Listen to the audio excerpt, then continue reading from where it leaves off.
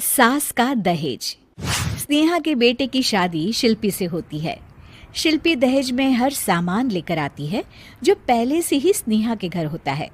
ये सामान स्नेहा के पापा ने उसे दिया था। अरे शिल्पी, मेरा टीवी क्यों हटाया? क्यों हटाया मतलब? अरे बड़ा और अपडेटेड टीवी है ये। स्नेहा को गुस्सा आता है और वो शिल्पी के बड़े टीवी के बगल में अपने पुराने जमाने का टीवी भी रख देती है। बड़ी आई अपडेटेड वाला। अरे बहुत सारी तेरी जैसी बहुओं को जानती हूँ मैं, जो घर से लाए सामान का रौब दिखाती है। ये ना समझ के हम भिखारी हैं। देख ले, हमारे पास भी टीवी है। ओहो, जो करना है वो करो।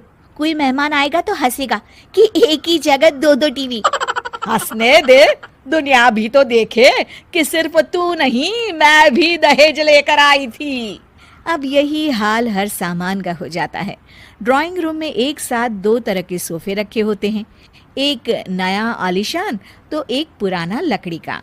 शिल्पी स्नेहा की इस आदत से काफी दुखी हो जाती है। एक टीवी पर रामायण चलती है तो बगल की टीवी में फिल्मी गाने, किसी को किसी की आवाज भी सुनाई ना पड़े वैसे। घर के दूसरे सदस्य भी सास बहू की इस आदत से परेशान हो जाते हैं। एक दिन स्नेहा की बहन उसके घर आती है और घर का नज़ारा देखकर हैरान हो जाती है। कहीं पुरानी फ्रिज के बगल में, कहीं नई फ्रिज, तो कूलर के ठीक ऊपर एसी। अरे स्नेहा, ये तूने घर की क्या हालत बना रखी है? बहू रानी, तू तो नए जमाने की लड़की है, फिर घर को कबाड़ी बाजार सा कैसे सजा रखा है? नया फैशन है क्या? देखिए ना मौसी, माँ जी अपना पुराना सामान निकालना ही नहीं चाहती। वो सोचते हैं कि उनका ही सामान घर में रहेगा। अरे बहन, तू इस मामले में ना बोल तो ही अच्छा है। मैंने बहुत सी बहुओं को देखा है अपने लाए सामान पर सास को धौंस दिखाते, और मैं भला किसी की धौंस को क्यों सहन करूं? मेरे पास तो सारा सामान है, और वैसे भी क्या कहते हैं, ओल्ड इज गोल्ड। अब क्या था, शिल्पी ये सुनते ही भड़कती है और जोर जोर से चिल्लाने लगती है। वाह माँ जी वाह, जरा अपना सोफा तो देखिए, ऐसा लग रहा है खुदाई से निकला है लकड़ी का। और मेरा सोफा देखिए कैसे लेदर की चमक और गुदगुदा सा है।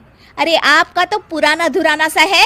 शिल्पी देख, मेरे पिताजी ने जो दिया है वो उनकी निशानी है, उसके बारे में मत बोल। तू तेरा सामान ले जाकर अपने कमरे में रख ले। क्यों?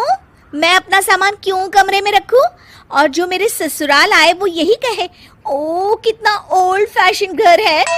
दोनों की बहसा बहसी में मौसी सर पकड़ लेती है। तुम दोनों जब देखो तब लड़ती रहती हो। मैं तो चली किचन में बादाम का शरबत बनाने। सुन, बादाम का सिलबट्टा जो मेरी माँ ने दिया था उसमें पीस लेना। तो शिल्पी बोल पड़ती है, मौसी कसम है आपको, आप मेरे पापा की दी मिक्सी में ही बादाम पीसिएगा।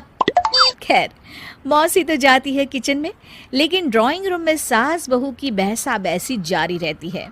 तभी शिल्पी को गुस्सा आ जाता है और वो अपने पापा के दिए सोफे पर जाकर जोर से बैठती है, लेकिन तभी सोफा जोर से आवाज कर टूट जाता है। हे भगवान, ये क्या हुआ? ये सोफा कैसे टूट गया? बेटा, अब समझ में आया ओल्ड इज गोल्ड क्यों कहा जाता है। टूट गया ना तेरा सोफा। तभी किचन से जोर से आवाज आती है और मौसी काली पीली होकर किचन से बाहर निकलती हैं।